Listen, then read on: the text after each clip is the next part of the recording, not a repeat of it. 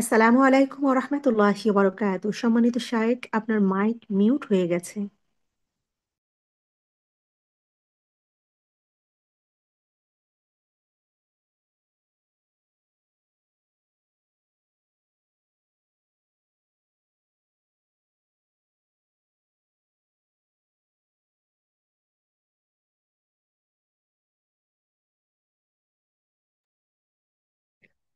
আসসালামু আলাইকুম রহমতুল্লাহ। আপু আছেন? শেখ আব্দুল্লাহ মাসুদকে হোস্ট বানিয়ে দিলে হয়তো বা উনি সব কাজ করতে পারবে।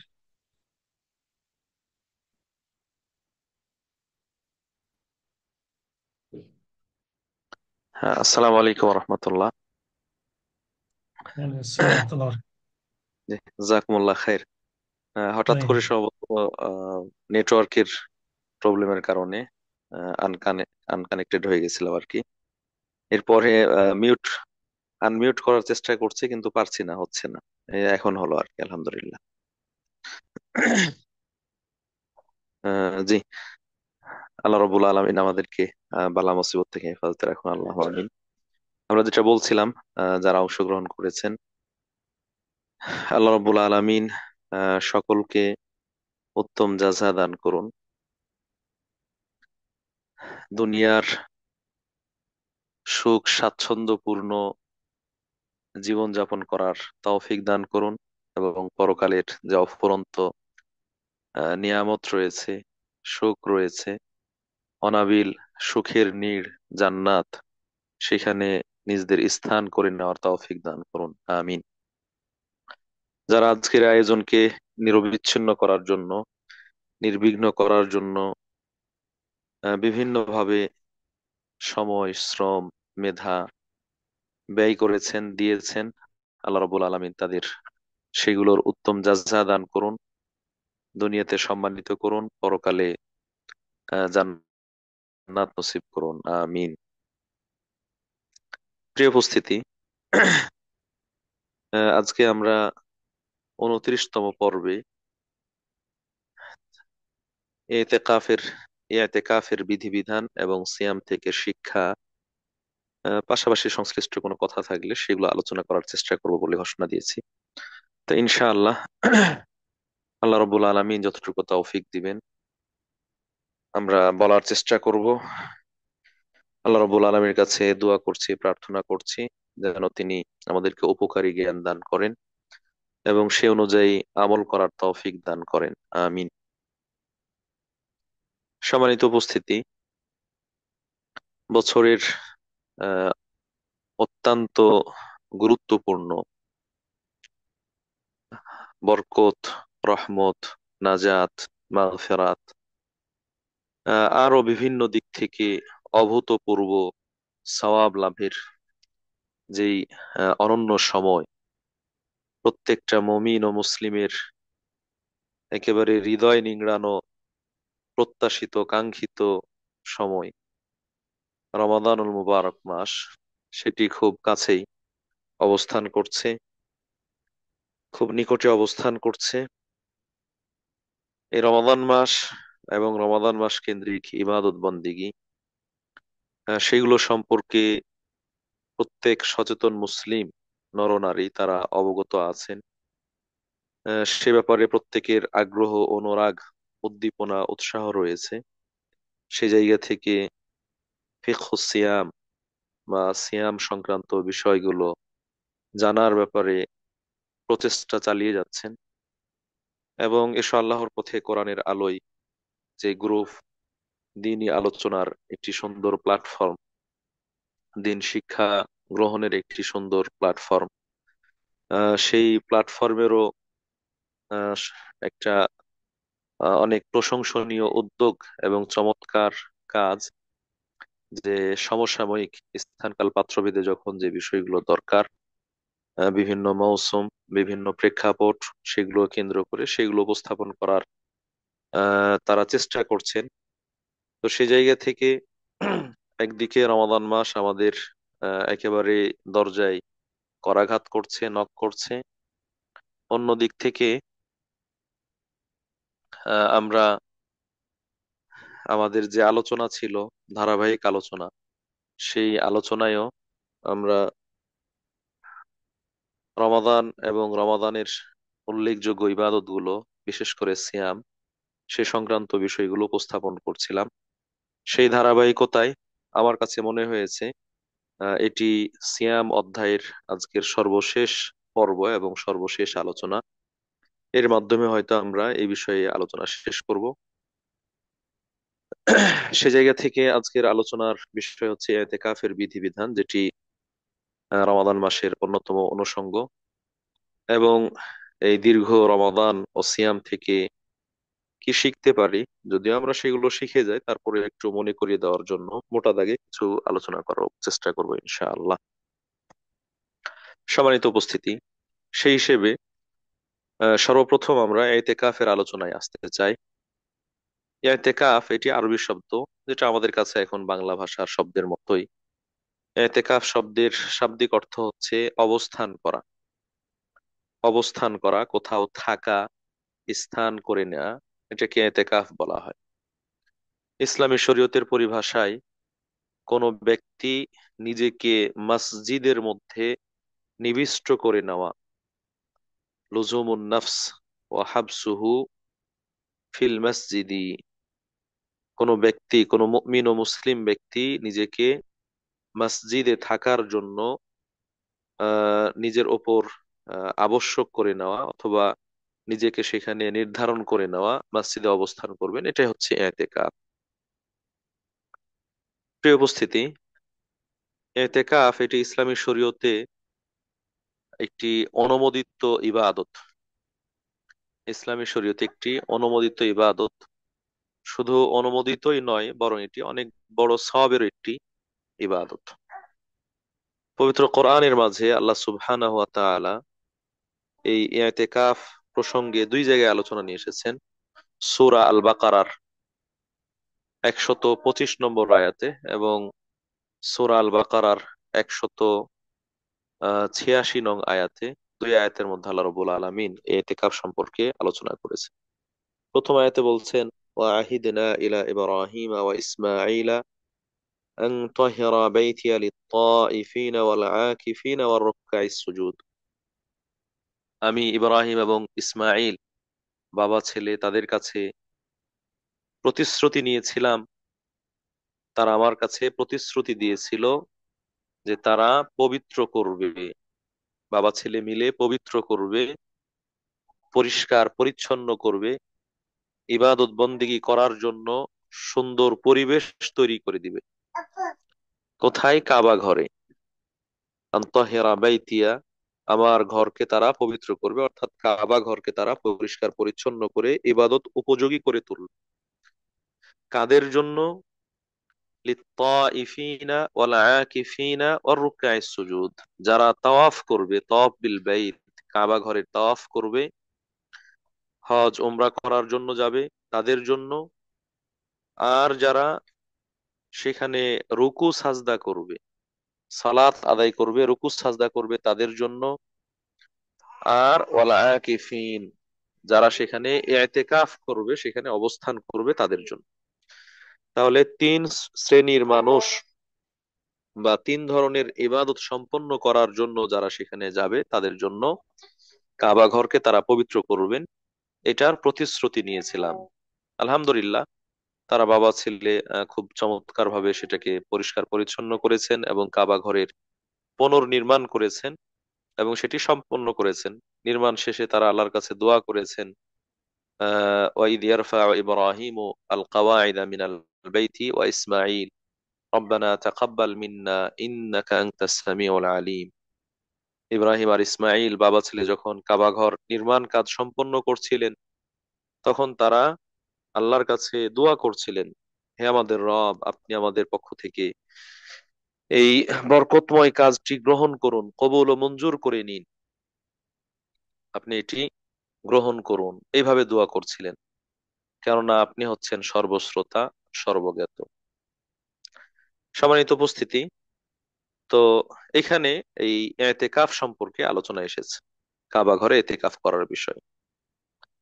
অনুরূপভাবে সূরা আল বাকারার 186 নং আয়াতে,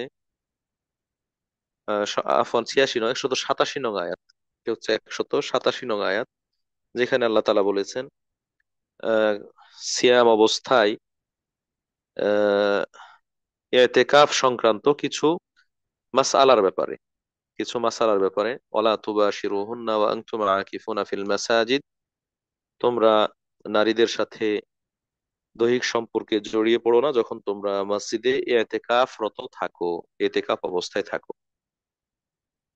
প্রিয় উপস্থিতি, তাহলে এই দুই আয়াতের মাঝে আল্লাহ সুবহানাহু ওয়া তাআলা ইতিকাফ শব্দ উল্লেখ পূর্বক আলোচনা করেছেন, যেখানে এতেকাফের অস্তিত্ব রয়েছে। হাদিসের মধ্যে লম্বা আলোচনা এসেছে এতেকাফ সংক্রান্ত বিষয়ে। অতএব এটি আমরা বলবো ইসলামী শরীয়তে অনুমোদিত একটি বিষয়, এবং এটি রাসূলুল্লাহ সাল্লাল্লাহু আলাইহি সাল্লামের একটি সুন্নাহ, রাসূলুল্লাহ সাল্লাল্লাহু আলাইহি সাল্লামের একটি সুন্নাহ। যদিও ইব্রাহিম এবং ইসমাঈল আলাইহিস সালাম সংক্রান্ত যে উদ্ধৃত আয়াত, সেখানে বোঝা যায় যে সেই যুগেও ইতিকাফের ব্যবস্থা ছিল। শুধু এই উম্মত নয়, বরং এই উম্মতের আগে, উম্মতে মুহাম্মাদিয়ার আগেও অন্যান্য উম্মতের মাঝেও ইতিকাফের ব্যবস্থা ছিল। অতএব এটি একটি প্রাচীন ইবাদত, এটি একটি পুরাতন ইবাদত। আল্লাহ রাসূল সাল্লাল্লাহু আলাইহি সাল্লাম ইতিকাফ নিজে করেছেন, তার স্ত্রীগণ তারা করেছেন, আসহাবে কেরাম তারা ইতিকাফ করেছেন, এবং তার পরবর্তীতে যুগ যুগ ধরে আহ এখন পর্যন্ত মুমিন ও মুসলিমরা ইতিকাফ সম্পূর্ণ করে আসছেন, যেগুলো হাদিস দ্বারা প্রমাণিত। আয়েশা রাদিয়াল্লাহু তাআলা আনহা উম্মুল মুমিনিন, তিনি বলছেন আন্নান নবী সাল্লাল্লাহু আলাইহি ওয়াসাল্লাম কানা ইয়াতাকিফুল আশরাল আওয়াখিরা মিন রমাদান হাত্তা তাওয়াফাহুল্লাহ। রাসূলুল্লাহ সাল্লাল্লাহু আলাইহি ওয়াসাল্লাম, নবী সাল্লাল্লাহু আলাইহি সাল্লাম রমাদানের শেষ দশকে ইতিকাফ করতেন, এমনকি তিনি মৃত্যু পর্যন্ত ইতিকাফ করেই গিয়েছেন। রমাদান মাসের শেষ দশকে মৃত্যু পর্যন্ত ইতিকাফ করেই গিয়েছেন। অতএব এটি রাসূলুল্লাহ সাল্লাল্লাহু আলাইহি ওয়াসাল্লামের একটি সুন্নতি বিষয়, যেটি কোরআন এবং হাদিস দ্বারা, রাসূল সাল্লাল্লাহু আলাইহি ওয়াসাল্লামের আমল দ্বারা, সাহাবীদের আমল দ্বারা প্রমাণিত। প্রিয় উপস্থিতি, এই ইতিকাফ সত্যিকার অর্থে একজন মুমিন ও মুসলিম ব্যক্তির জন্য একটি গুরুত্বপূর্ণ ইবাদত।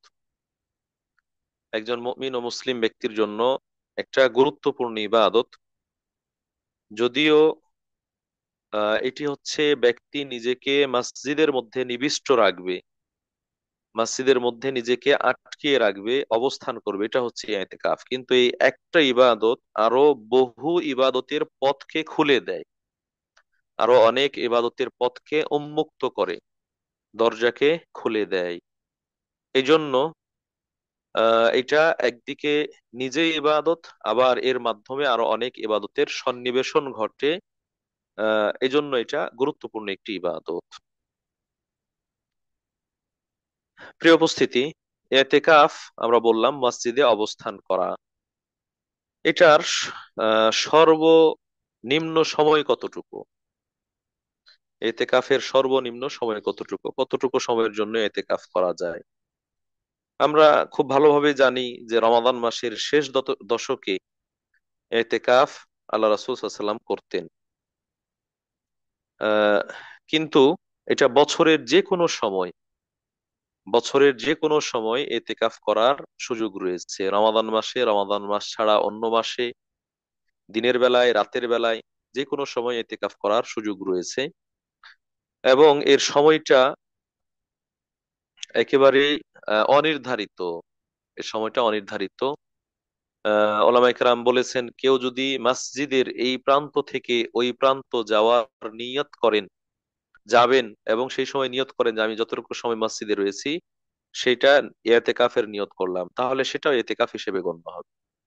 কোন মুসাল্লি সালাত পড়ার জন্য মসজিদে গিয়েছেন, মনে করেন জুমার দিন একটু আগে ভাগেই গিয়েছেন, তিনি নিয়ত করেছেন যে তিনি ইতিকাফে বসছেন যতক্ষণ পর্যন্ত সালাত শেষ হয়ে, খুতবা, সালাত, সুন্নাত, মুস্তাহাব ইত্যাদি শেষ হয়ে না যায়, ততক্ষণ পর্যন্ত আমি ইতিকাফের নিয়ত করলাম, তাহলে সেটাও ইতিকাফ হিসেবে গণ্য হবে, ইতিকাফ হিসেবে ধর্তব্য হবে। তবে একদিন অথবা এক রাত এরকম একটা নির্দিষ্ট সময় পর্যন্ত এতেকাফ করা এটা হচ্ছে মুস্তাহাব বা উত্তম। যেমনটা ওমর ইবনুল খাত্তাব রাদিয়াল্লাহু তাআলা আনহু, তিনি এক রাত এতেকাফ করার মানত করেছিলেন এবং রাসূলুল্লাহ সাল্লাল্লাহু আলাইহি ওয়াসাল্লামের কাছে সেটি আহ পূরণ করার জন্য অনুমতি চেয়েছিলেন বা বৈধতার ব্যাপারে জানতে চেয়েছিলেন সে মানত পূরণ করবেন কি না। আল্লাহ রাসূল সাল্লাল্লাহু আলাইহি ওয়াসাল্লাম তাকে বলেছেন, আউফি বিনাযরিক, তুমি তোমার মানত পূরণ করো। তাহলে বোঝা গেল যে অল্প সময়ের জন্য হলেও আমরা ইতিকাফের নিয়ত করতে পারি, তবে সেটা যদি একদিন বা এক রাতের জন্য হয় সেটা হচ্ছে উত্তম। আর এটা রমাদান মাসের শেষ দশকে 10 দিনের জন্য নিয়ত করা, এটা হচ্ছে সুন্নাতে মুআক্কাদা। রমাদান মাসের শেষ দশকে শেষের 10 দিন নিয়ত করা, এতেকাফের জন্য নিয়ত করা বা এতেকাফে বসা, এটা হচ্ছে সুন্নাতে মুআক্কাদা, রাসূলুল্লাহ সাল্লাল্লাহু আলাইহি ওয়াসাল্লাম থেকে প্রমাণিত নিয়মিত একটি আমল যেটি তিনি প্রতি বছর করতেন। অতএব সেটি হচ্ছে সুন্নাহ। আর বছরের যে কোনো সময় যে কোনো দিন বা রাত এতেকাফ করা, এটা হচ্ছে জায়েজ বা বৈধ একটি ইবাদত। সম্মানিত উপস্থিতি, এখান থেকে আমরা এক মুহূর্ত, 1 ঘন্টা, একদিন, এক সপ্তাহ, এক মাস, এইভাবে যে যতদিনের জন্য সম্ভব তিনি এতেকাফের নিয়ত করতে পারবেন, অসুবিধা নেই। আল্লাহ রাসূল সাল্লাল্লাহু আলাইহি ওয়াসাল্লাম সর্বপ্রথম রমাদান মাসের প্রথম দশক, প্রথম 10 দিন এতেকাফে বসেছিলেন, এতেকাফের নিয়ত করেছিলেন। তার উদ্দেশ্য ছিল লাইলাতুল কদর লাভ করা, লাইলাতুল কদর পাওয়ার জন্য, যে এতেকাফে অবস্থান করবেন এবং লাইলাতুল কদর তিনি যেন পান, সেই রাত পান, ভাগ্য রজনী সেটা পান, যেটা হাজার বছর, হাজার মাসের থেকে শ্রেষ্ঠ রাত, সেটি লাভ করার জন্য প্রথম 10 দিন বসেছিলেন। যেহেতু আল্লাহ তাআলা কোরআনের মধ্যে ঘোষণা দিয়েছেন, শাহর রমাদান আল্লাযী উনজিলা ফীহিল কোরআন, কোরআন তো রমাদান মাসেই নাজিল করা হয়েছে। অতএব তিনি এই রমাদান মাসের শুরুর দিকে ইতিকাফ করেছেন লাইলাতুল কদর পাওয়ার জন্য। 10 দিন যখন শেষ হয়ে গেল, এর মধ্যে তিনি পেলেন না, জিবরিল আলাইহিস সালাম এসে তাকে সংবাদ দিলেন, এ নবী, আপনি যেটা খুঁজছেন এটা এখানে নেই, সামনে আছে, সামনে আছে। তখন আল্লাহ রাসূল সাল্লাল্লাহু আলাইহি ওয়াসাল্লাম দ্বিতীয় দশক, পরের 10 দিন এতেকাফে বসেছেন, মাঝের 10 দিন এতেকাফে বসেছেন। এই 10 দিনও যখন শেষ হয়ে গেল, এর মধ্যে আল্লাহ রাসূল লাইলাতুল কদর পেলেন না, তখন জিবরিল আলাইহিস সালাম সংবাদ দিলেন, আপনি যেটা খুঁজছেন সেটা সামনে রয়েছে। তখন আল্লাহ রাসূল নিশ্চিত হয়ে গেলেন যে এই লাইলাতুল কদর এটা রমাদান মাসের শেষ দশকে, কোরআন আয়াত দ্বারা প্রমাণিত রমাদান মাসে, আর রাসূলুল্লাহ সাল্লাল্লাহু আলাইহি ওয়াসাল্লামের বাণীর মাধ্যমে প্রমাণিত এটা রমাদান মাসের শেষ দশকে। এই জন্য আল্লাহ রাসূল সাল্লাল্লাহু আলাইহি সাল্লাম শেষ 10 দিনও ইতিকাফ করলেন। পরবর্তীতে তাকে আরো সুনির্দিষ্টভাবে সংবাদ দেওয়া হয়েছে যেটা রমাদান মাসের এত তারিখে, কিন্তু তিনি সেটা ভুলে গিয়েছেন। পরবর্তীতে তিনি বলেছেন যে তোমরা বেজোড় রাতগুলোতে অন্বেষণ করো, লাইলাতুল কদর রমাদান মাসের শেষ দশকের বেজোড় রাতগুলোতে অন্বেষণ করো। সম্মানিত উপস্থিতি, এখান থেকে আমাদের লক্ষণীয় যেটা সেটা হচ্ছে যে আল্লাহ রাসূল সাল্লাল্লাহু আলাইহি ওয়াসাল্লাম তিনি ইতিকাফ করেছেন রমাদান মাসের প্রথম দশক, মাঝের দশক, শেষ দশক। তবে সর্বশেষ যখন জানতে পারলেন যে শেষ দশকে লাইলাতুল কদর, তারপর থেকে তিনি শুধুমাত্র শেষের 10 দিনই এতেকাফ করতেন, অন্য সময়ে এতেকাফ করতেন না। এই জন্যই রমাদান মাসের শেষের 10 দিন এতেকাফ করা এটা হচ্ছে সুন্নাতে মুআক্কাদা, গুরুত্বপূর্ণ একটি সুন্নাহ। তবে যদি কারো পক্ষে সেই 10 দিনের এতেকাফ আদায় করা সম্ভব না হয়, কেউ একদিন, কেউ 2 দিন, কেউ 4 দিন, 5 দিন, অথবা কেউ বসলেন 10 দিনের নিয়তে, 5 দিন পরে ছেড়ে দিলেন, সেটাও করা জায়েজ, এটা না জায়েজ নয়। তাহলে আমরা পেলাম যে এতেকাফ করা এটা শরীয়তে অনুমোদিত, এবং রমাদান মাসের শেষ দশকে এতেকাফ করা এটা হচ্ছে সুন্নাতে মুআক্কাদা। কেউ যদি মানত মানে, কেউ যদি নজর মানে যে আমি এতেকাফ করব একদিন বা এক রাত বা এক সপ্তাহ, যেই সময়ের জন্য তিনি মানত মানবেন, সেই মানতটা পূরণ করা তখন ওয়াজিব হয়ে যাবে। এটা তখন ওয়াজিব হয়ে যাবে, মানত হওয়ার কারণে এটা ওয়াজিব হয়ে যাবে। তো এই মানত ছাড়া অন্যান্য এতেকাফ সেটা হয়তো সুন্নাতে মুআক্কাদা অথবা জায়েজ।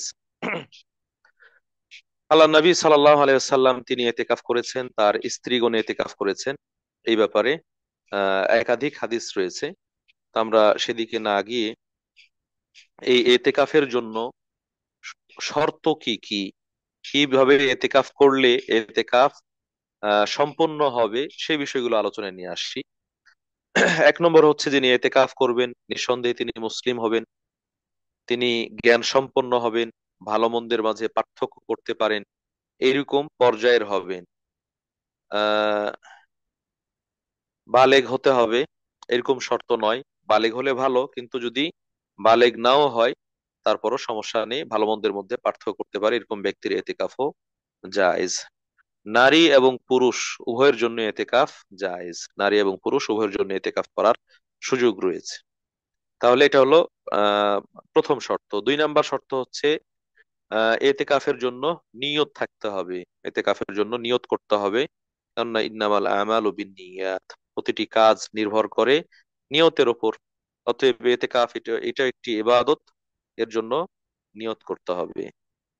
তৃতীয়ত, এই এতেকাফটা হতে হবে মসজিদের মধ্যে, এই এতেকাফটি হতে হবে মসজিদের মধ্যে। এটা একটা গুরুত্বপূর্ণ পয়েন্ট।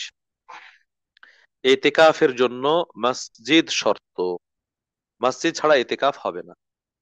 সম্মানিত উপস্থিতি, আমরা কোরআনের দুটো আয়াত উল্লেখ করলাম, দুটো আয়াতই এতেকাফ সংক্রান্ত আলোচনা রয়েছে এবং দুটোই মসজিদের মধ্যে রয়েছে। আন তাহিরা বাইতি লিত-তাইফিনা ওয়াল আকিফিনা ওয়ার রুকআইস সুজুদ। এখানে বাইতি দ্বারা বাইতুল্লাহ, যেটা মসজিদ, কাবাতুল্লাহ বা বাইতুল্লাহ, এটা হচ্ছে মসজিদ। আর সূরা বাকারার 187 নং আয়াত, ওয়ালা তুবাশিরুহুন্না ওয়া আনতুম আকিফুনা ফিল মাসাজিদ, ওইখানেও মসজিদের কথা বলা হয়েছে। এবং আল্লাহ রাসূল সাল্লাল্লাহু আলাইহি সাল্লাম তিনি নিজেও এতেকাফ করেছেন মসজিদে, যদিও তার ঘর, আয়েশা রাদিয়াল্লাহু তাআলা আনহার ঘর মসজিদে নববীর সাথেই লাগানো ছিল, একই দেয়াল, দেয়ালের এই পার হচ্ছে মসজিদ, ওই পার হচ্ছে আয়েশার ঘর। এত সন্নিকটে থাকার পরেও আল্লাহ রাসূল সাল্লাল্লাহু আলাইহি সাল্লাম এতেকাফ করেছেন মসজিদের ভিতরে, তার স্ত্রীরা এতেকাফ করেছেন মসজিদের ভিতরে, অন্যান্য সাহাবাই কেরাম তারা এতেকাফ করেছেন মসজিদের ভিতরে। এই জন্য ওলামায়ে কেরাম বলছেন, যদি কেউ এতেকাফ করতে চায় তাহলে তার জন্য শর্ত হচ্ছে এতেকাফটা হতে হবে মসজিদের মধ্যে, নারী হোক অথবা পুরুষ হোক, নারী হোক অথবা পুরুষ হোক, সেটা মসজিদে হতে হবে। পুরুষদের জন্য সহজ সাধ্য, মসজিদে গিয়ে তারা রাত কাটাবেন, রাত থাকবেন, উঠবেন বসবেন, সমস্যা নাই। কিন্তু নারীদের জন্য অনেক কষ্টকর হয়ে যায়, কঠিন হয়ে যায়, বিশেষ করে নারীদের নিরাপত্তাহীনতা এবং পর্দার বিঘ্নতা, মসজিদের সেরকম ব্যবস্থা থাকে না। যদি ব্যবস্থা থাকে তাহলে এতেকাফ করবেন, আর যদি ব্যবস্থা না থাকে তাহলে এতেকাফ করার প্রয়োজন নেই, এতেকাফ করবেন না। এতেকাফ এটা তো ফরজ নয় যে নারী তাকেও করতে হবে, করতেই হবে, এরকম বাধ্যবাধকতা নেই। কেউ যদি করে তাহলে সব পাবে। তো এই জন্য নারীদের যদি কোনো মসজিদ নিকটে থাকে অথবা দূরে হোক, কিন্তু সেখানে স্বামীর বা মাহরামের উপস্থিতিতে অথবা সফর পর্যায়ে নয়, কাছাকাছি পরিবারের অনুমতি নিয়ে সেখানে অবস্থান করবেন এবং সেখানে নিরাপত্তার ব্যবস্থা রয়েছে, পর্দার যথেষ্ট ব্যবস্থা রয়েছে এবং তাকে বারবার বের হয়ে আসতে হবে না, এরকম ব্যবস্থাপনা রয়েছে, তাহলে নারীরাও মসজিদে ইতিকাফ করবেন, নিজের বাসায় বা নিজের ঘরে নয়, নিজের বাসায় বা নিজের ঘরে নয়। অনেকে ফতোয়া দিয়ে থাকেন, বলে থাকেন যে নারীরা নিজের ঘরে যে এই জায়গায় সালাত পড়েন বা নামাজ পড়েন, যেহেতু নারীদের মসজিদ, নারীদের মসজিদ হিসেবে বলা হয়েছে। সম্মানিত উপস্থিতি, এটা তার মুসাল্লা, এটা মসজিদ নয়, আর মুসাল্লা ইতিকাফ হবে না, হতে হবে মসজিদের মধ্যে। তাহলে এই এই পয়েন্টটা খুব গুরুত্ব সহকারে আমাদের খেয়াল করা দরকার। ইতিকাফের জন্য অবশ্যই মসজিদে যাওয়ার দরকার, যদি ব্যবস্থা থাকে তাহলে করবেন, না থাকলে করবেন না। চতুর্থত, এই মসজিদটা হতে হবে এমন মসজিদ যেখানে জামাত অনুষ্ঠিত হয়। এটা অবশ্য পুরুষদের জন্য শর্ত, কেননা নারীদের উপর জামাত এত গুরুত্বপূর্ণ নয়। পুরুষদের জন্য হচ্ছে জামাত, কেউ কেউ ওয়াজিব বলেছেন, কেউ সুন্নাতে মুআক্কাদা বলেছেন। অতএব মসজিদটা এমন হতে হবে যেখানে 5 ওয়াক্ত সালাতের জামাত হয়, মিনিমাম জামাত হয়। জুমা হলে ভালো, জুমা মসজিদ হলে ভালো, না হলে কমপক্ষে যেন জামাতে সালাত আদায় হয় এরকম মসজিদ হয়। কেননা পুরুষ মানুষের উপর জামাত গুরুত্বপূর্ণ। এখন যদি তিনি এমন মসজিদে এতেকাফ করছেন যেখানে জামাত হয় না, তাহলে 5 ওয়াক্ত সলাতে জামাতের জন্য তাকে বারবার বের হতে হবে, যেটা এতেকাফের পরিপন্থী বিষয়। তো যেন এরকম বারবার বের হতে না হয়, এই জন্য ওই মসজিদে এতেকাফ করবেন যেখানে জামাত হয়। আর জুমার বিষয়টাও চলে আসে, যদি ওই মসজিদে জুমা না হয় সেটা হয়তো তাকে 10 দিনে মাত্র একবার বা দুইবার বের হতে হবে, এর বেশি নয়, যেটা খুব বেশি বিঘ্নতা তৈরি করে না। অতএব মিনিমাম যেন মসজিদের কোয়ালিটি এরকম হয় যেখানে 5 ওয়াক্ত জামাত হয় পুরুষদের জন্য। আর নারীদের জন্য যেহেতু জামাত এত গুরুত্বপূর্ণ নয়, তারা সাধারণ মসজিদে, ওয়াক্তিয়া মসজিদে করলেও সমস্যা নেই, তারা সেখানেও করতে পারবেন। প্রিয় উপস্থিতি, এইগুলো হচ্ছে মোটামুটি উল্লেখযোগ্য শর্ত। আরেকটা শর্ত হচ্ছে যিনি এতেকাফ করবেন তিনি হাদাসে আকবার থেকে তাকে মুক্ত হতে হবে। হাদাসে আকবার অর্থাৎ যে সকল কারণে গোসল ওয়াজিব হয়ে যায়, ফরজ হয়ে যায়, এরকম কারণগুলো থেকে মুক্ত হতে হবে। বিশেষ করে কারো উপর গোসল ফরজ, সে অবস্থায় মসজিদে অবস্থান করা যাবে না। হায়েজা নারী, ঋতুমতী নারী যারা রয়েছেন তাদের হায়েজ অবস্থায় মসজিদে অবস্থান করা যাবে না। অন্যভাবে নেফাসগ্রস্ত নারী, তারাও মসজিদে অবস্থান করতে পারবেন না।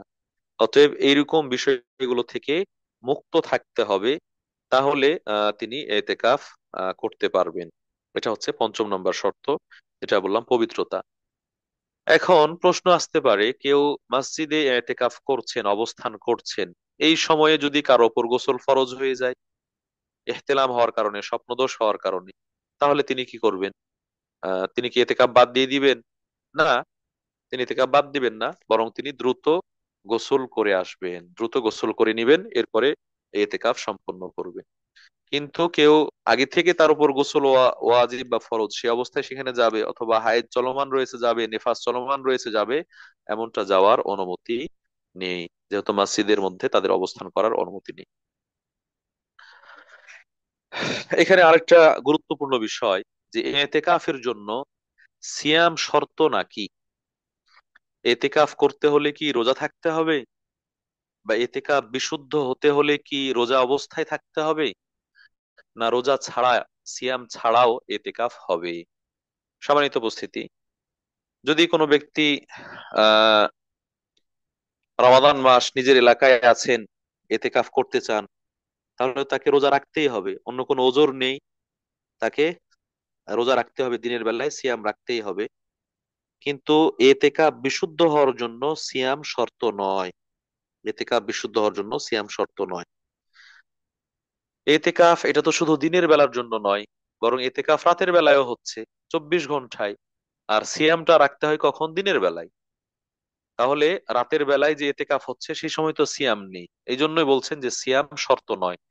এর অর্থ দাঁড়াচ্ছে, যদি এরকম কোনো ব্যক্তি এতেকাফ করতে চান যিনি মাযুর, হয়তো হয়তো তিনি অসুস্থ, সে অসুস্থতার জন্য সিয়াম রাখতে পারছেন না, অসুস্থতার দরুন সিয়াম রাখতে পারছেন না, রোজা রাখতে পারছেন না, কিন্তু তিনি এতেকাফ করতে চাচ্ছেন, তাহলে তিনি এতেকাফ করতে পারবেন। কেননা এতেকাফের জন্য সিয়াম শর্ত নয়। কোনো বৃদ্ধ মানুষ, তিনি মসজিদে থাকবেন, অন্যান্য ইবাদতবন্দি করবেন, কোনো সমস্যা নেই। রোজা হয়তো রাখতে পারছেন না, লম্বা সময় না খেয়ে থাকতে হবে, বা পান থেকে বিরত থাকতে হবে এরকম কারণে, তো সেক্ষেত্রে সমস্যা নেই।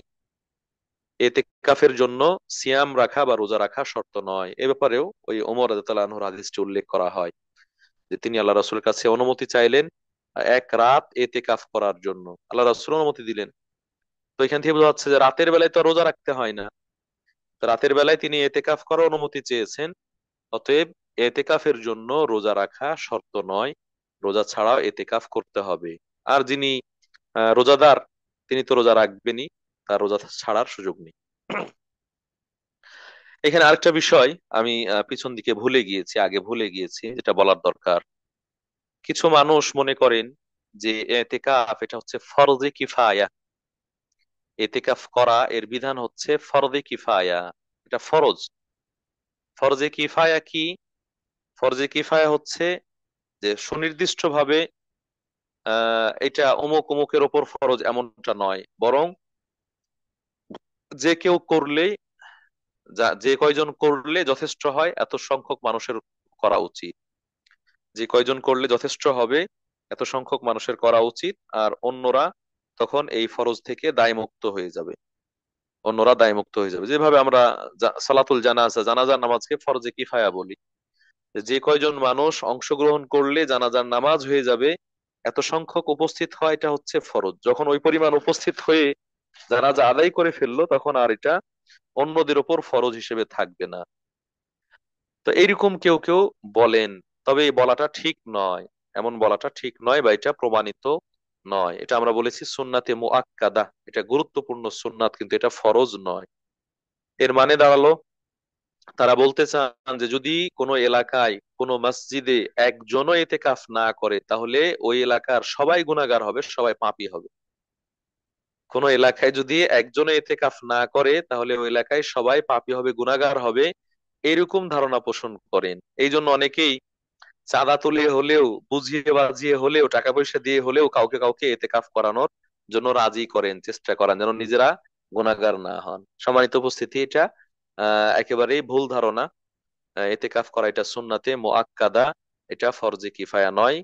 যিনি এতেকাফ করবেন তিনি সওয়াব পাবেন, যিনি করবেন না তিনি সওয়াব থেকে বঞ্চিত হবেন, কিন্তু গুনাহগার হবেন না, পাপী হবেন না।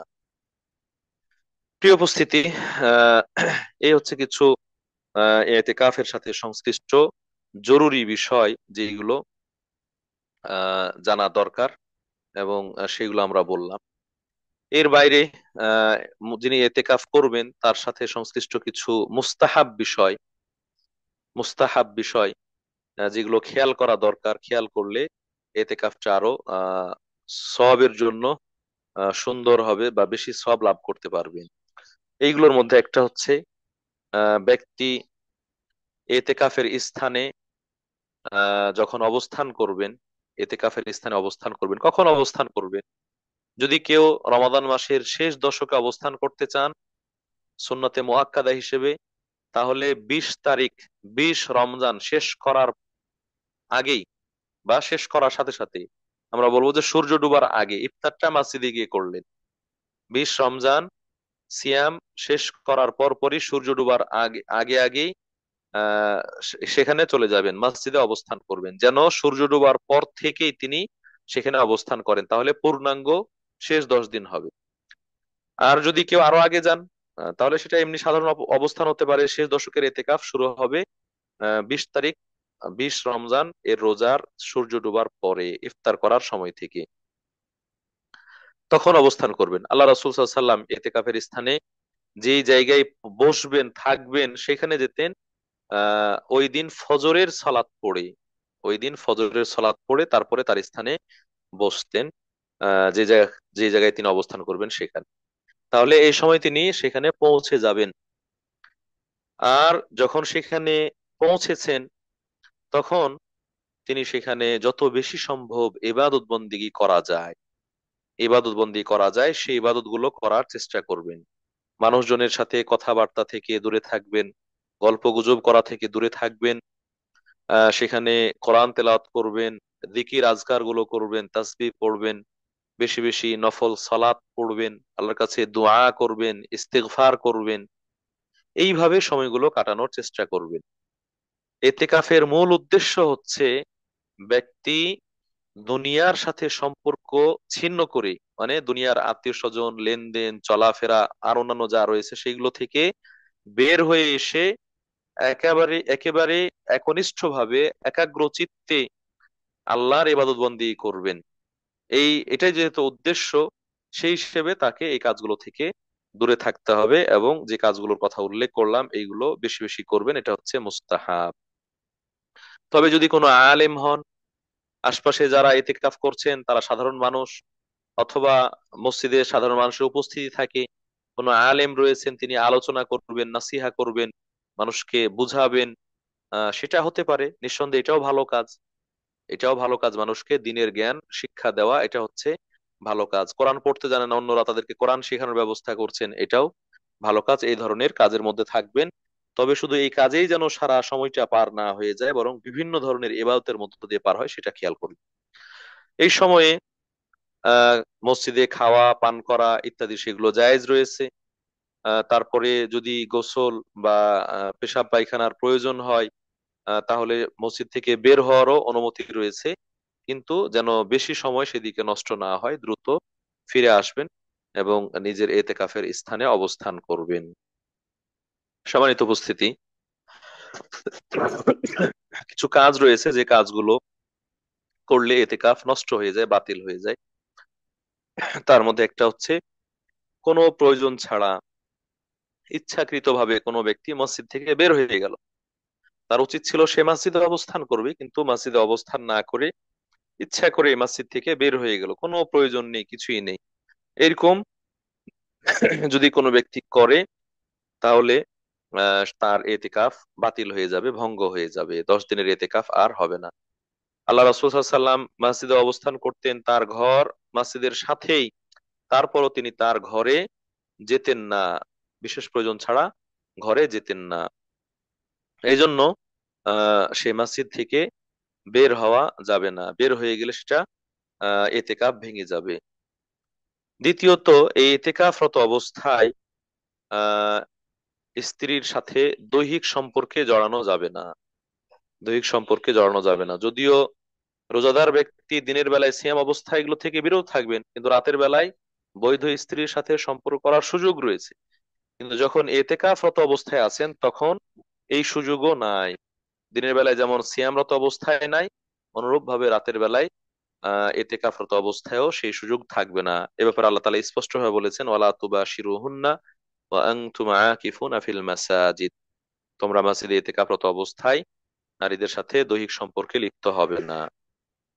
তাহলে আহ স্ত্রীর সাথে সম্পর্ক এবং স্ত্রীর সাথে সম্পর্ক করার অর্থে যেগুলো রয়েছে, নিজের কামচরিতার্থ করা, সেগুলো থেকেও বিরত থাকতে হবে। আমরা সিয়াম ভঙ্গের কারণ হিসেবে যেগুলো বলেছি, মাস্টারবেশন, আরো অন্যান্য যে কোনো ভাবে বীর্যপাত ঘটানো ইত্যাদি, এই ধরনের কাজগুলো থেকে বিরত থাকতে হবে এতেকাফ অবস্থায়, অন্যথায় সিয়াম এতেকাফ ভেঙে যাবে।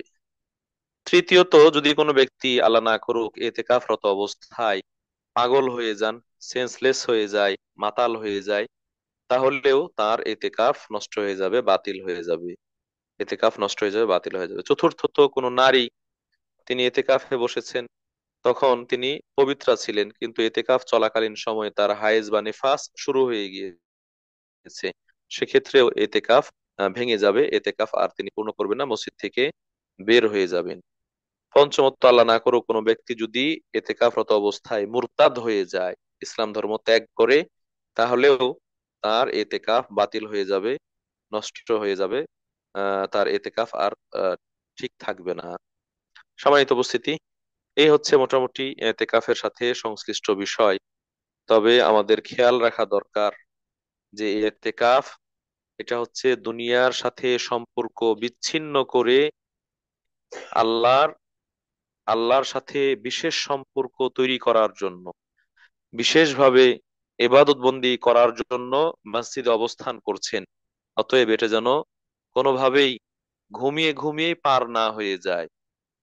আর এখন হয়তো বন্ধু বান্ধব লোকজন এগুলোর সাথে গল্প গুজব কিছুই করে না, কিন্তু সাথে একটা মোবাইল ফোন রেখেছে, অ্যান্ড্রয়েড ফোন, যার সাথে নেট কানেকশন আছে, তাহলে আর দুনিয়ার কাউকে লাগবে না, এটাই তাকে পুরো সময় পার করার জন্য যথেষ্ট। তো এরকম এবাদত থেকে বিমুখ করে ফেলে যে জিনিসগুলো, সেগুলো থেকে বেঁচে থাকতে হবে, বিরত থাকতে হবে, এই জিনিসগুলোর এখানে অংশগ্রহণ করা যাবে না। এতেকাফ অবস্থায় যদি কেউ অসুস্থ ব্যক্তিকে দেখতে যায়, তাহলে দেখতে যাওয়ার সুযোগ রয়েছে, তবে সেখানে দাঁড়াবে না, বরং গিয়ে খোঁজ খবর, হাঁটতে হাঁটতে গিয়ে খোঁজ খবর নিয়ে চলে আসবে। যদি আশপাশে জানাজার সালাত হয়, তাহলে সে জানাজার সালাতে অংশগ্রহণ করতে পারবে, কিন্তু সেখানে দাফন পর্যন্ত যাবে না এবং লম্বা সময় ক্ষেপণ করবে না। আর আমরা আগে বলেছি যে খাওয়া এবং পানাহারের জন্য, গোসলের জন্য, প্রাকৃতিক প্রয়োজন পূরণের জন্য এতেকাফ থেকে বের হয়ে যেখানে সে প্রয়োজন পূরণ করতে পারবে সে পর্যন্ত যাওয়ার অনুমতি রয়েছে। তবে চেষ্টা করবে সর্বোচ্চ সময় যেন এতেকাফের মধ্যে পার করতে পারে। প্রিয় উপস্থিতি, এই ছিল আমার কাছে প্রথম যে বিষয়টি, এতেকাফের বিধিবিধান এবং তার সাথে সংশ্লিষ্ট বিষয়, সেগুলো আমরা এখানে আলোচনা করলাম। আরো যদি কারো কোনো বিষয় অস্পষ্ট থেকে যায় অথবা জানার প্রয়োজন হয়, তাহলে আমরা প্রশ্নোত্তর পর্বে একটু সময় দিব, সেখানে জিজ্ঞাসা করবেন ইনশা আল্লাহ। দ্বিতীয় যে বিষয় আজকে আমরা আমাদের আহ দারসুল ফিকহের 29তম পর্বে সিয়ামের শেষ আলোচনায় নিয়ে আসতে চাই। সেটা হচ্ছে এই যে সিয়াম, সেই সিয়াম থেকে আমরা কি শিখতে পারি, সেই সিয়াম থেকে কি শিখতে পারি। সম্মানিত উপস্থিতি, আমি রমাদান মাসকে নির্দিষ্ট করছি না এই জন্য যে আমাদের এই সিয়ামের অধ্যায়ে রমাদান মাসের সিয়াম, অন্যান্য সিয়াম, সকল ধরনের সিয়াম রয়েছে, এজন্য আমরা রমাদান কেন্দ্রিক নয়, বরং সিয়াম কেন্দ্রিক আলোচনা করছি। সম্মানিত উপস্থিতি, নিঃসন্দেহে সিয়াম একজন মানুষকে, বিশেষ করে একজন মুসলিম ব্যক্তিকে, একজন মুমিন ব্যক্তিকে, আল্লাহ ভীরু, পরহেজগার, যিনি আল্লাহর নৈকট্য লাভ করতে চান, এরকম ব্যক্তিকে অনেকগুলো শিক্ষা দিয়ে যায়, অনেকগুলো বিষয় শিখিয়ে যায়।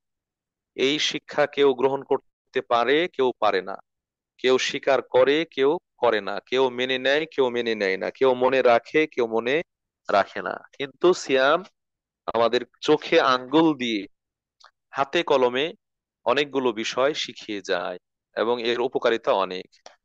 এইগুলোর সর্বপ্রথম যেটা বলবো সেটি হচ্ছে স্বয়ং আল্লাহ তাআলা সিয়ামের আলোচনা করে কোরআনের মধ্যে উল্লেখ করেছেন সূরা আল বাকারার 183 নং আয়াতে। সেখানে বলছেন, ইয়া আইয়ুহাল্লাযীনা আমানু কুতিবা আলাইকুমুস সিয়ামু কামা কুতিবা আলাল্লাযীনা মিন ক্বাবলিকুম লাআল্লাকুম তাত্তাকুন। হে ঈমানদারগণ, তোমাদের উপর আমি সিয়ামকে ফরজ করেছি যেভাবে তোমাদের পূর্ববর্তী লোকদের উপরও ফরজ করেছিলাম। কেন ফরজ করেছি? লাআল্লাকুম তাত্তাকুন, যেন তোমরা পরহেজগার হতে পারো, তাকওয়া অবলম্বন করতে পারো, তাকওয়া অবলম্বন করতে পারো, তাকওয়ার যে গুণ সেই গুণটা অর্জন করতে পারো। সম্মানিত মুসলিম ভাই বোনেরা, নিঃসন্দেহে তাকওয়া, আল্লাহ ভীতি, তাকওয়া বা মনের মধ্যে আল্লাহর ভয়, যে তাকওয়ার মূল কথা হচ্ছে আল্লাহর ভয়ে আল্লাহকে খুশি করার জন্য, আল্লাহকে খুশি করার জন্য ইবাদত বন্দি গুলো করা, আল্লাহ যা বলেছেন সেগুলো করা, আল্লাহর ভয়ে আল্লাহকে খুশি করার জন্য যে সকল নিষেধগুলো আল্লাহ তাআলা করেছেন সেগুলো থেকে বেঁচে থাকা, বিরত থাকা।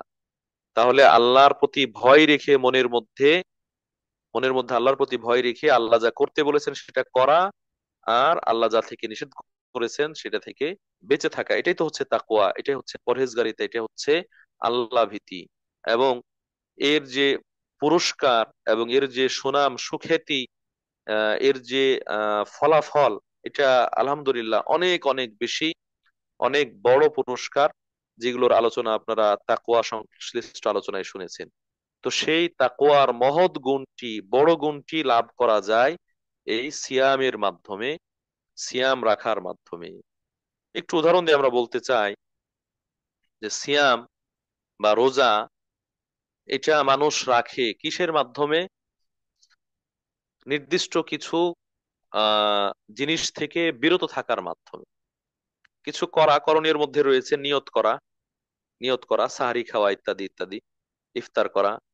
তো কিছু করণীয় আর কিছু জিনিস থেকে বেঁচে থাকার মাধ্যমে, যে এই জিনিসগুলো হয়তো তার সাধ্যের মধ্যেই ছিল, তার নাগালের মধ্যেই ছিল, যেটাতে হয়তো কেউ দেখবে না, যেটা যার জন্য কেউ তাকে নিন্দা করবে না, আহ কেউ তার বিষোদ্গার করবে না, এরকম সুযোগ ছিল।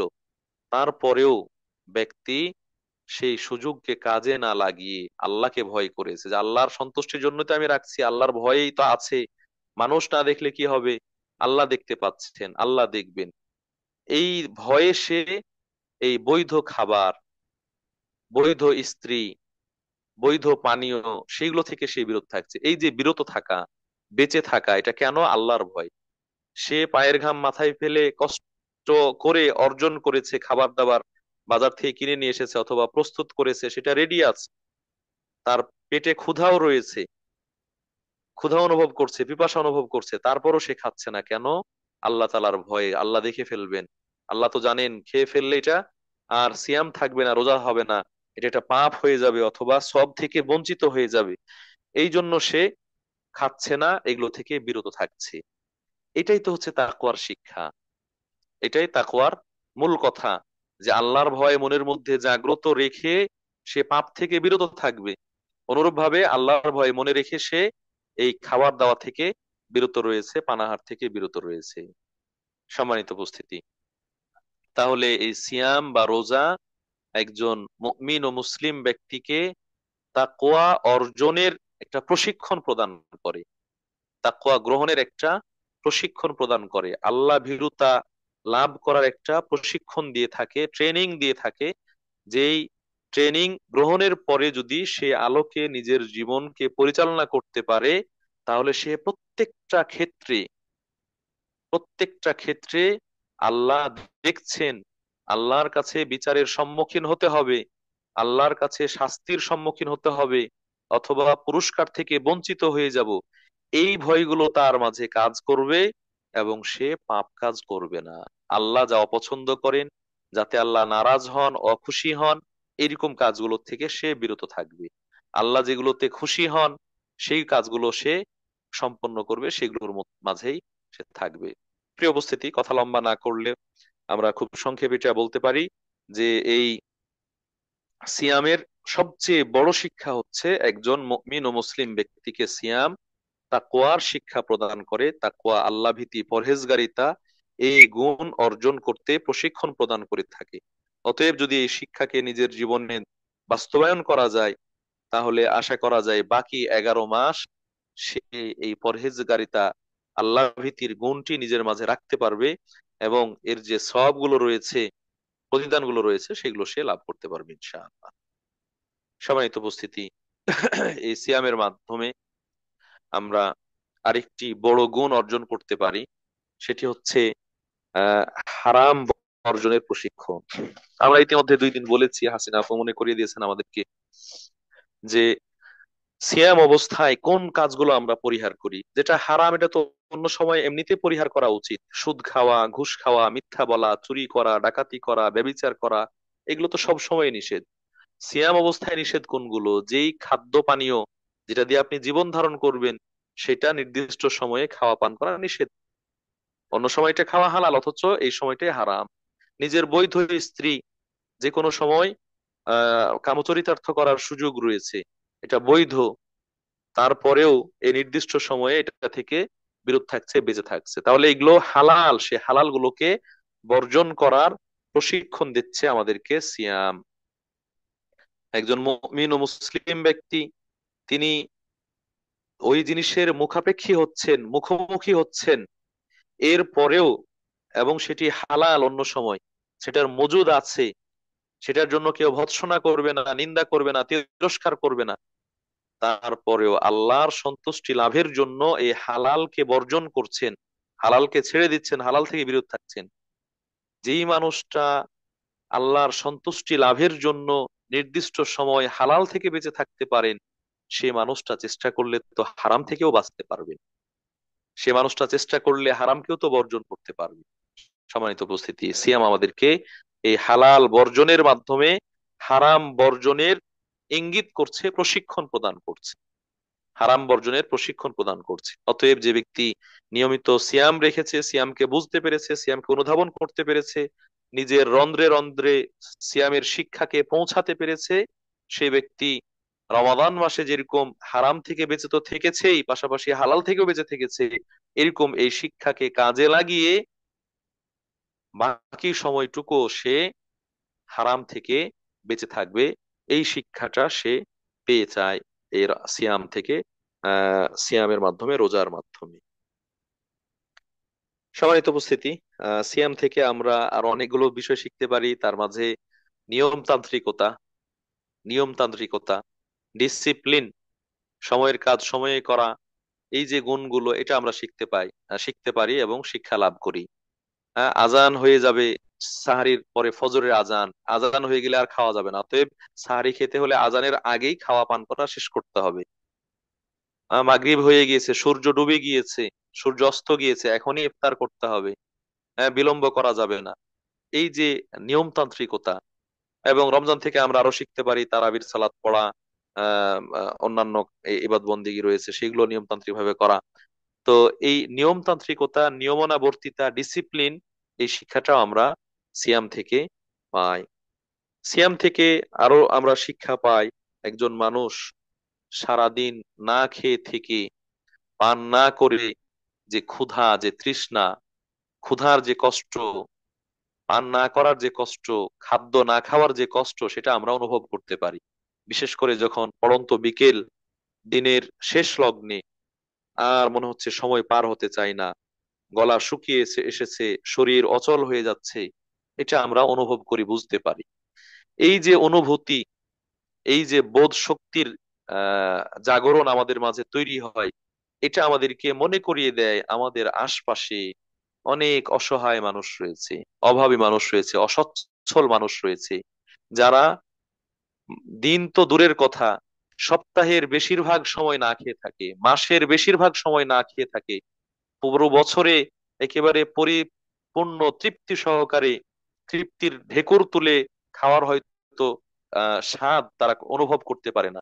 এইভাবেই না খেয়ে থেকে, অথবা অর্ধেক পেট খেয়ে অর্ধেক পেট ক্ষুধা রেখেই তারা তাদের সময়গুলো পার করে। তাদের যে কষ্টটা হয়, তাদের যে তারা যে যাতনার মধ্যে থাকে, সেটাকে অনুভব করার, সেটাকে বুঝার একটা শিক্ষা আমরা পেয়ে থাকি এই রমাদানের সিয়ামের মাধ্যমে।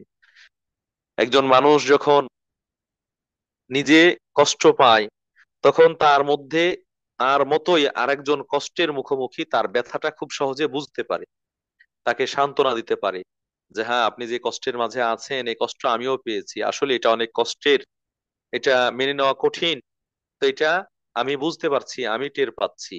সম্মানিত উপস্থিতি, তখন সহানুভূতি, যেটা অন্যের বিপদে এগিয়ে আসা, এটা সহজ হবে।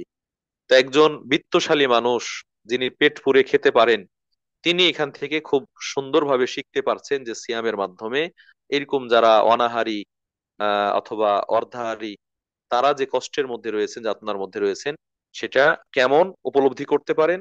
এবং সেই জায়গা থেকে তার উচিত হবে যে যারা বেশিরভাগ সময় না খেয়ে কষ্ট করে সময় পার করেন, আমার কাছে যেহেতু সঙ্গতি রয়েছে, আমার কাছে যেহেতু সেই সচ্ছলতা রয়েছে, তাদেরকে সহযোগিতা করে তাদের পাশে দাঁড়ানোর সুযোগ রয়েছে, আমরাও যেন তাদের সেই কষ্টটা লাঘব করার, দূর করার চেষ্টা করি। এই শিক্ষাটা কিন্তু আমরা এই সিয়াম থেকে পেয়ে যাই, সিয়াম থেকে পাচ্ছি। সম্মানিত উপস্থিতি, সিয়াম অবস্থায় আল্লাহ রাসূল সাল্লাল্লাহু আলাইহি ওয়াসাল্লাম নির্দেশ দিয়েছেন যে কেউ যদি তোমাকে গালমন্দ করে, তুমি তাকে গালমন্দ করবে না। কেউ প্রহার করলে তাকে প্রহার করবে না, বরং বলবে আমি সাইম, আমি রোজাদার, আমি সাইম, আমি রোজাদার, আমি রোজাদার, আমি এটা থেকে বিরত আছি, অতএব তুমিও বিরত থাকো। তো এটা মানে আহ খারাপের বদলা খারাপ দিয়ে দিবে এমনটা নয়, খারাপের বদলা ভালো দিয়ে ধৈর্য ধরে দেয়া যায়, সয়ে নিয়েও দেয়া যায়, সেটার একটা চমৎকার উদাহরণ এই সিয়ামটা। সিয়াম অবস্থায় মারামারি করতে নিষেধ করা হয়েছে, গালমন্দ করতে নিষেধ করা হয়েছে, এবং সে যে সিয়ামকারী, নিজের আত্মসমর্পণ, আমি সিয়ামকারী, আমার সাথে আমি ঝগড়া বিবাদ করতে, গালমন্দ করতে আগ্রহী নই, প্রস্তুত নই, সেই ঘোষণা দেওয়া, এটার যে শিক্ষাটা, এটা আমরা যদি অন্য সময়েও বাস্তবায়ন করি, নিজেকে সংবরণ করি, নিজেকে নিয়ন্ত্রণ করি, গালির বদলে গালি, মায়ের বদলে মায়ের, হ্যাঁ, ইটের বদলে পাটকেল, সেইগুলো না মারি, না দেই, তাহলেই তো একজন ধৈর্যশীল, সহিষ্ণু, প্রকৃত মানুষ হিসেবে নিজেকে উপস্থাপন করতে পারবো। সেই শিক্ষাটা আমাদেরকে এই রমাদান মাসের অথবা অন্যান্য সিয়াম, সেটা আমাদেরকে দান করছে। প্রিয় উপস্থিতি, বিশেষ করে রমাদান মাসের সিয়ামের সাথে সংশ্লিষ্ট আরো অন্যান্য ইবাদতবন্দি গুলো রয়েছে, সেগুলো থেকে আমরা অনেক শিখতে পারি। এবং সর্বশেষ আজকে যে আলোচনা করলাম ইতিকাফ করা, সেই ইতিকাফের মাধ্যমে আমরা শিক্ষা লাভ করতে পারি যে এই ইতিকাফের মাধ্যমে একজন ব্যক্তি এই চলমান জাগতিক বিষয়ের সাথে সম্পর্ক ছিন্ন করে আলাদা হয়ে থাকা, এটা যে কত কষ্টের, সেটা কিন্তু যিনি ইতিকাফ করেন তিনি বুঝতে পারেন। বিশেষ করে এখন এই তথ্য প্রযুক্তির উন্নতির যুগে যারা মোবাইল ব্যবহার করে, ইন্টারনেট ব্যবহার করে অভ্যস্ত হয়ে গিয়েছেন, সোশ্যাল মিডিয়া সেগুলোর সাথে সংযুক্ত, সম্পৃক্ত থেকে অভ্যস্ত হয়ে গেছে, তাদের জন্য যে আরো কত কষ্টকর, এটা কিন্তু অনুভব করা যায়। যে আল্লাহ তাআলা আমাকে সৃ- কি করেছেন, সৃষ্টি করেছেন তার ইবাদতবন্দি করার জন্য, এটাই হচ্ছে মুখ্য উদ্দেশ্য, প্রধান উদ্দেশ্য, মেন উদ্দেশ্য। অথচ আমরা সেই ইবাদত বন্দেগী বাদ দিয়ে ঘর সংসার, জীবনযাপন, আয় রোজগার, মান সম্মান, খ্যাতি, এইগুলো নিয়ে মানে আমরা বেশি ব্যস্ত হয়ে গিয়েছি।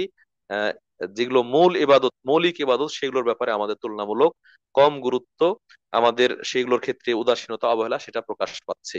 সম্মানিত উপস্থিতি, যখন আপনি এইভাবে এতেকাফ করবেন আর দুনিয়া থেকে বিচ্ছিন্ন হয়ে নিরবিচ্ছিন্ন ভাবে নিরঙ্কুশ ভাবে শুধুমাত্র আল্লাহ রবুল আলমের ইবাদত বন্দি করবেন, তখন কিন্তু বুঝতে পারবেন যে আল্লাহ যে আমাকে এই 64 বছর, 65 বছর, 70 বছর, 80 বছর জীবন দিলেন, এই জীবনটার কতটুকু সময় আমি আসলে ইবাদত বন্দিগিতে কাটাতে পারলাম, কতটুকু সময় ইবাদত বন্দি কাটাতে পারলাম, সেটা কিন্তু কিছুটা হলেও অনুভব করতে পারবেন এই এতেকাফে গিয়ে।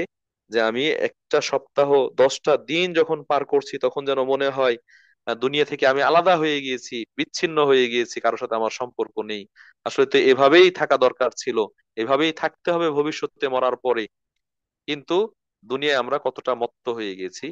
তো এই দুনিয়ার সাথে সম্পর্ক কমিয়ে নিয়ে আসা, অথবা দুনিয়ার সাথে সম্পর্ক, দুনিয়াদারির সাথে সম্পর্ক আমাদের আরো হালকা করা উচিত, এই শিক্ষাটা কিন্তু আমরা এই এতেকাফ থেকে লাভ করতে পারি। প্রিয় উপস্থিতি, এইভাবে রমাদান মাস প্রতি বছর আসে যায়, সিয়াম প্রতি বছর আসে যায়, কিন্তু এখান থেকে যারা শিক্ষা নেয়ার তারা শিক্ষা নিতে পারে এবং সেই শিক্ষা নিজের জীবনে কাজে লাগাতে পারে। আর যারা পারে না, তারা তো সেটা থেকে বঞ্চিত হয়। সুতরাং যারা কাজে লাগাতে পারে তারাই হচ্ছে সফল, তারাই প্রকৃতপক্ষে কি বলবো এটাকে, সফল ট্রেনিং গ্রহণ করেছে, প্রশিক্ষণ গ্রহণ করেছে, ট্রেন্ড আপ হয়েছে, এবং সেইভাবে তার ভবিষ্যতে নিজের আমলকে সমৃদ্ধ করার, আমলের পুঁজিকে সমৃদ্ধ করার সুযোগ পেয়েছে। আর যারা এটা কাজে লাগায়নি, তারা বঞ্চিতই হবে। তারা এটা থেকে মানে ক্ষতিগ্রস্তই হবে, উপকার লাভ করতে পারবে না।